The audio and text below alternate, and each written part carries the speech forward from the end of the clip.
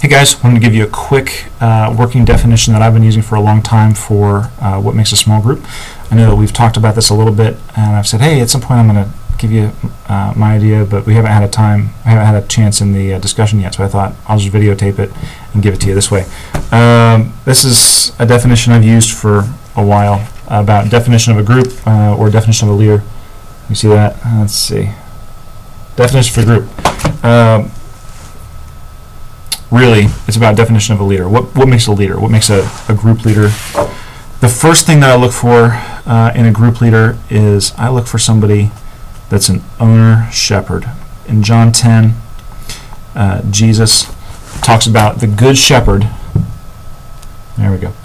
The good shepherd is the one who lays down his life for the sheep. He says the good shepherd is like an owner. It's not like a hireling. The hireling cuts and runs when the wolf comes, but the owner will lay down his life for his sheep. And so when I look at groups that are strong, a lot of times the group leader will delegate almost all the stuff that is in what we would think of as leadership. Oh, well, somebody else hosts, somebody else leads the meeting, somebody else sends out the email.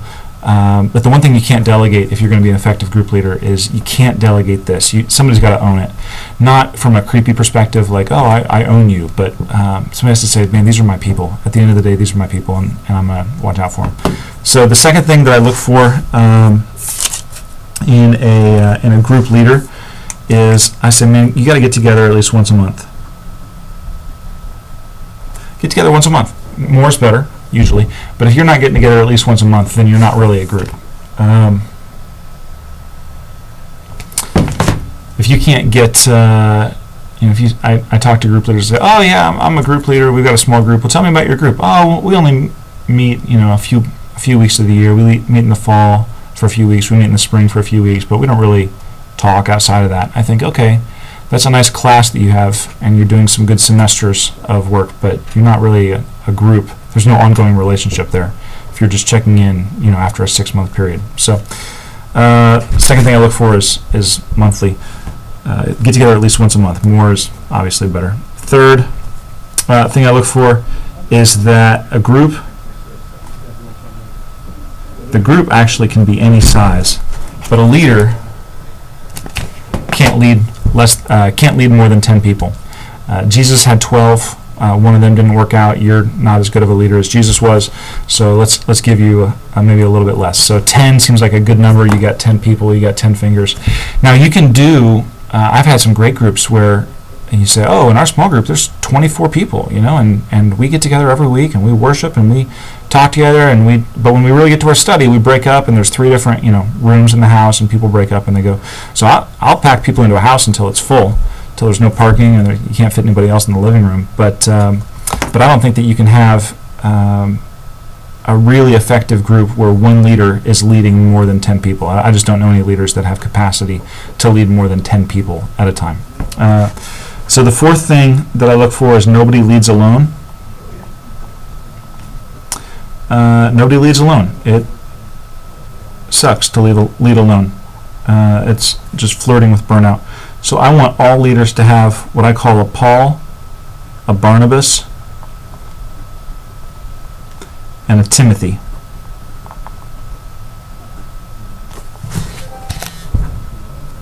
So what that means is Paul is there's somebody who's mentoring you. You need somebody who's pouring into you, who's looking out for your soul, who's training you, who's teaching you, something like that. A Barnabas, you need peers, you need other small group leaders that you can get together with regularly. And a Timothy is there needs to be at least one person in your group that you're trying to replicate yourself. Not just, oh, this is somebody who has some skill, but I'm intentionally trying to replicate my skills and my character into this person. All right. The fifth thing that I look for in a group is every group has 2 agendas.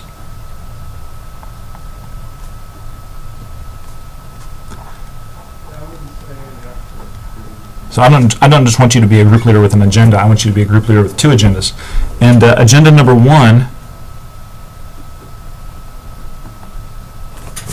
I call Hydro. Agenda number 1, Hydro. How you doing really? So we pass people in the hall at church, or we see them at the soccer game, or we pass them at the Kroger. We say, "How you doing?" "I'm good, good." "You?" "Oh, I'm good, I'm good." Yeah, good. Glad we're all good. And you go on your way, right? Sometime in your life, sometime in your week, you need somebody to say, okay, I'm glad you're good. How you doing really? Right? What's actually going on? And so if you can't do that in your group, then your group is no good. It's, why go? I can be fake all day long, all week long. I don't need another place that I can be fake. I need a place that I can be real. So I want groups to be a place that you can be real. Somebody has to ask you the question, maybe not in as cheesy of words, but how you doing really? And the second thing is, to paraphrase from Nike, let's do it. Let's do it. Whatever it is that we're here to do. So if what we're here to do is to study the parables of Scripture, and we're going to look at Jesus' parables and learn from them, then great, let's do that. If what we're here to do is do planning for groups, our group's working team, and we're planning out strategy and stuff like that, well, let's do that. If what we're here to do is park cars, if what we're here to do is serve coffee, if what we're here to do is ush, be really good ushers, then let's do those things. Fine. But whatever it is, every group has two agendas. Agenda 1, how you doing really? Agenda 2, let's do it. And the last thing that I look for in a group, especially what I look for in a group leader, is ensure that everybody feels connected. I want it to be hard to be lonely in our church. I want people that are in our groups to feel connected. You know what? Man, I feel connected to my group. I feel connected to my leader. I feel connected to the people that I'm in a group with. I really enjoy my serving team, my coffee team, my parking team, my small group, my community group, my women's Bible study, whatever it is. I want people to feel connected. I want them to feel cared for. So the way you would measure this is you would say to them, do you feel cared for? And if they say no, then you are not making them feel cared for. And the third thing is that they are urged forward. They're urged to take a next spiritual step. And so if you are in a group and you are never urged to take a next spiritual step, then you are not growing spiritually, right? And so you could be in a Bible study group and, we're going to study the Bible, we're going to learn the Bible really well, but nobody ever says, hey, how are we actually living this stuff out? So I'm all for study. I like study. I got a master's degree for a reason. I'm married to a woman with a PhD in biblical studies, so we're pro learning.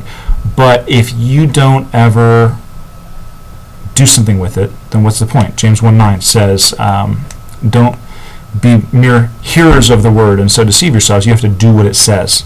And so that could be true if you're in a Bible study, but you could also urge people forward. You could urge people to take a next step even if you were serving coffee together, right? You could have a conversation that would urge them on in their next spiritual step. You could do this on a team that went out and served the poor together. You could do this in a place that maybe we're going to go out and we're going to serve in our neighborhoods or whatever. There's a lot of opportunities for forward motion, and I don't really care what the specific thing is. I just want you to do it. Does that make sense? So those are my 6 things that I look at as the definition of a group, or especially the definition of a leader, 1 through 6. And so what I want you to do is write those down, think about those, think about those over the next few weeks, and we're going to talk about it when we get together on the 27th. So hope you're doing great. Look forward to seeing you then. Take care.